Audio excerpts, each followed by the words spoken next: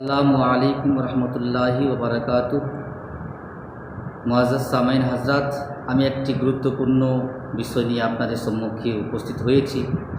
বিষয়টি হলো এই যে কিছু মুসল্লিকে দেখা যায় যে নামাজের মধ্যে তাহরিমা বাঁধার সময় তাহরিমা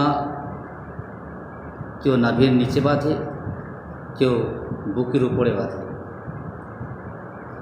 তো কোনটা সঠিক, কোনটা সুন্নাত, আসুন হাদিস দ্বারা জেনে নিই কোনটা সুন্নাত।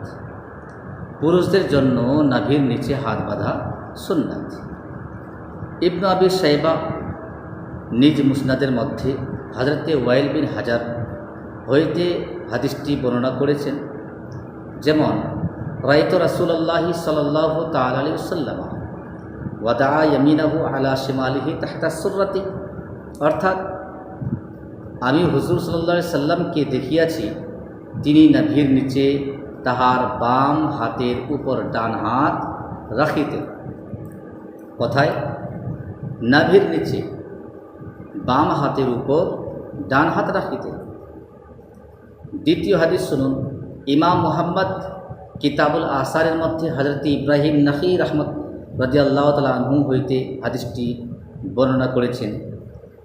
ইন্নাহু কানা ইয়াদউ ইয়াদাহুল ইউমনা আলা ইয়াদাইহিল ইউসরা তাহতা সুররাতি, অর্থাৎ তিনি নাভির নিচে বাম হাতের উপর ডান হাত রাখিতেন। অনুরূপ হযরতে আলী রাদিয়াল্লাহু তাআলা আনহু হইতে হাদিসটি বর্ণিত হয়েছে, উহা সুন্নত বলা হইয়াছে। এত দ্বারা বুঝতে পারলাম যে নাভির নিচে হাত বাঁধা সুন্নাত, বুকের উপরে হাত বাঁধা সুন্নাতের খেলাফ।